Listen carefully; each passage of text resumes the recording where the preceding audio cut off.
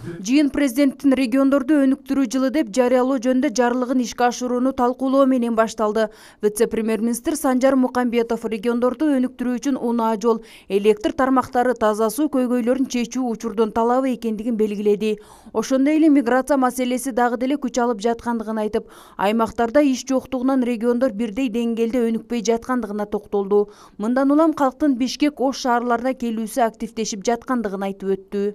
Ошондуктан биз региондордо жашоо деңгээлин жакшыртуу, жарандарыбыздын турмуш тиричилигин жогорулатуу, өлкөнүн региондордун өнүгүүсүндөгү диспропорцияны олуттуу төмөндөтүү иштерин жүргүзүшүбүз керек. Чек ара аймактарын, тоолуу жерлерди жана алыс аймактарды өнүктүрүү маселелерин чечүүнү да четке калтырбашыбыз керек. Буга байланыштуу экономика министрлиги, министрликтер жана ведомстволор, облустардагы ыйгарым өкүлдөрү, райондук мамлекеттик администрациялардын башчылары, шаарлардын мэрлери менен биргеликте регион өнүктүрүүнү эске алуу менен тармактык саясатты калыптандыруу кайра карап чыгышсын жана ишке ашырсын. 2018 жылдын 1-сентябрына чейин мөөнөттө белгиленген тартипте жетүүгө киргизишsin. Ал эми экономика министринин орун басары Данияр Иманалиев аймактарды өнүктүрүүдө көбүнчө шаарларга көп басым жасала тургандыгын айтты. Анткени концепциянын базалык принциптеринин бирине шаарлардын өнүгүүсү коюлган. Кыргызстан боюнча 31 шаар болсо, алардын ичинен Ош, Бишкек гана шаарлары өнүгүү жолунда бара жатат. Ички миграцияда Ош, Бишкек шаарларына агылган элдин саны көп. Мындан улам аймактардагы шаарларга көп басым жасалат, дейт Данияр Иманалиев. Негизинен ушул бизде урбанизациянын деңгээли төмөн болгондуктан 65% региондордо айыл чарбасында жашап, жана ошонун дээрлик басымы көбү айыл чарбасында эмгек кылат да. Бул дагы эгерде ушул өнүккөн өлкөлөрдүн тажрыйбасын карасак, айыл чарбасында механизациянын, же болбосо техниканын, жаңы технологиялардын колдонулуусунун эсебинен биздин ошол фермерлердин же болбосо дыйкандардын айыл чарбасынан орундары азайып, жумушсуздук пайда болуусуна алып келет да. Ошондуктан биз бул процесстерди алдын алуу менен ушул шаарларды даярдашыбыз керек. Анткени биздин өлкөбүз динамикалык өнүгүүсү деңгээли көтөрүлсө, анда биз сөзсүз түрдө ошол региондордогу чоң миграцияга душар болобуз да. Ошого байланыштуу биз алдын ала ушул шаарлардын өнүгүүсүнө калыптанып баягы шарттарды түзүп берип, жана ушул индустриялык же болбосо өндүрүштүн баягы өнүгүүсүнө дагы шарттарды түзүп бериш керекпиз да. Жыйында Кыргыз-Орус өнүктүрүү фондуна сындар айтылды. Ош шаарынын мэри Айтмамат Кадырбаев 3 жылдан бери 5 долбоор сунуштап, бирок колдоо таппай жаткандыгын айтты. Аталган фонддун күрөөсүнүн механизми толугу менен иштелип чыккан эместигин белгиледи. Мындайда ушу Ош шаардык мэриясы тарабынан 5 долбоор сунушталган. 5 долбоор. Мына 3 жылга жакындап калды.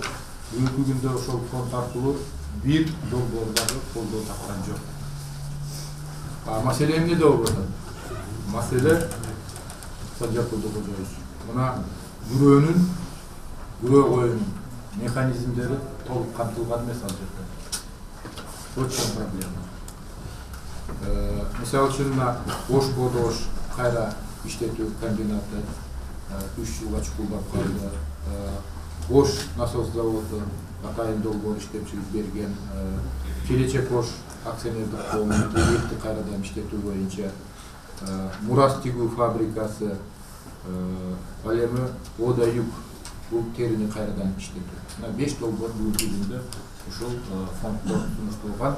Бүгүнкү күнгө чейин фонд тарабынан ошол күрөөнүн маселеси, ошонун механизмдери толук кантип иштелип чыкпагандыктан бүгүнкү күндө ошондой тоскоолдуктар болуп жатат. Эгерде ушулар тарабынан ошол убагында маселелер чечиле турган болсо, сөзсүз түрдө бизнести өнүктүрүүгө, аны ошол жеринде кеңейтүүгө жакшы шарттар түзүлмөк. Бул боюнча Кыргыз-Орус өнүктүрүү фондунун өкүлү чындап эле Ош шаарынын мэриясы тарабынан долбоорлор сунушталгандыгын айтып, ал каралып жаткандыгын белгиледи. Ошондой эле аталган фонддун түштүк аймагындагы долбоору боюнча атайын бир өкүл да жакында дайындалары айтылды. Буга чейин ушул сунушталган долбоорлордун биринчи фонд караганда алардын жизнеспособность деп коет, өзүн өзү актап иштеп кеткенге жөндөмдүүлүгүн каралат да. Ошондой себептерден улам жанакы кайра иштетүүгө жөнөтүлгөн проекттер болгон. Андан тышкары учурда да каралып аткандары да бар. Бирок бүгүнкү күндө ошол Ош, Баткен жана Жалал Абад облустарынын аймагында биз толугу менен ири шаарларда жана калктуу пункттарда болуп келдик дагы. Жаңы долбоорлорду издеп, ошолордун үстүнөн ишти алып барып жатабыз. Жыйындын жүрүшүндө вице-премьер-министр Санжар Мукамбетов аймактарды өнүктүрүүдө Жалал Абад шаарын мисалга ала тургандыгын белгиледи.